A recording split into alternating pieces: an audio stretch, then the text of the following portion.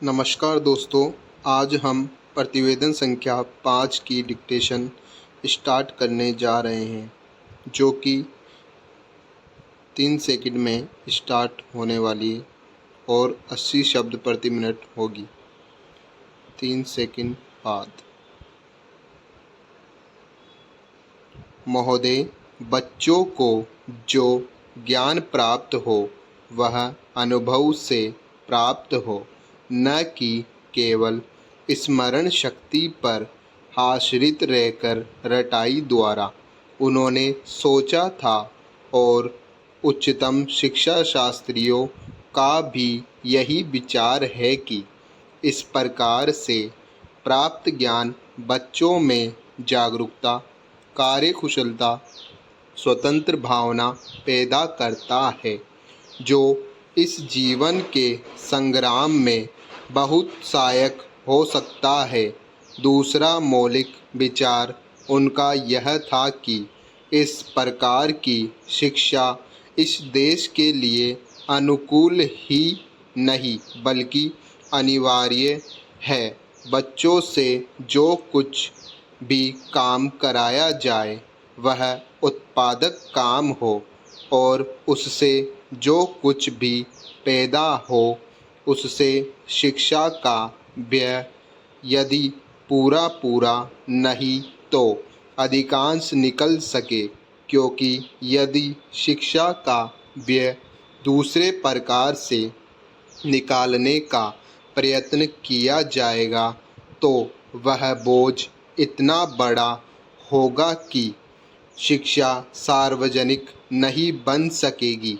पिछले वर्षों में जो कुछ भी विचार किया गया था, यह प्रयोग करके देखा गया, उससे जहाँ तक मैं समझता हूँ वही निष्कर्ष निकाला जा सकता है जो पहले सम्मेलन में हुई बहस से निकाला जा सकता था।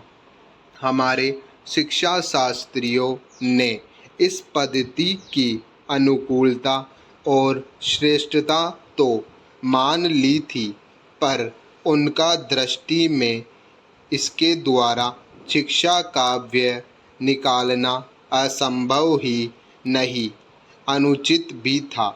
प्रयोग से देखा गया है कि इस पद्धति की उपयोगिता है और इससे पूरा नहीं तो अधिकांश व्यय निकाला जा सकता है। यह मैं प्राथमिक और माध्यमिक शिक्षा के संबंध में कह रहा हूँ। उच्च कोटि की शिक्षा के संबंध में अभी प्रयोग नहीं के बराबर हुआ है, इसलिए उसके संबंध में अभी कुछ भी कहना संभव नहीं है। इतना होते हुए भी हम देखते हैं कि इस पद्धति को उतना प्रोत्साहन नहीं मिला और न इसका उतना प्रचार ही हुआ जितना होना चाहिए था और जितना स्वराज्य प्राप्ति के बाद हम कर सकते थे।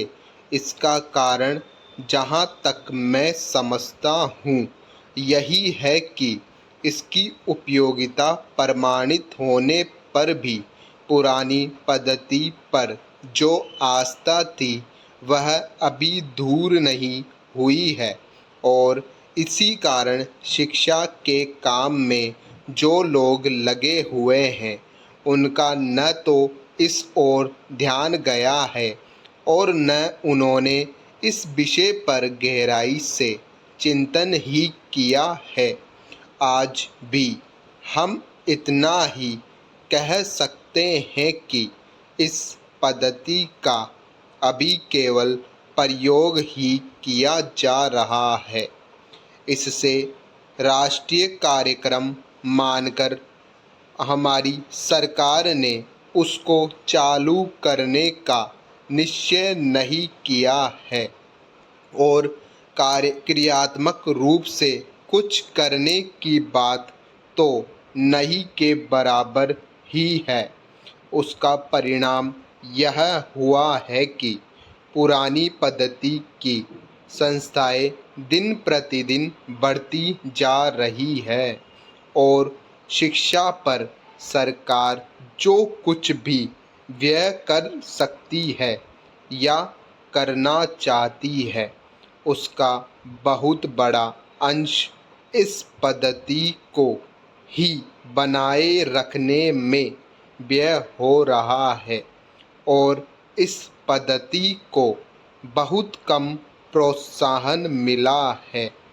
मेरा अपना विश्वास है कि शिक्षा में मौलिक परिवर्तन अवश्य किया जाएगा। स्टॉप।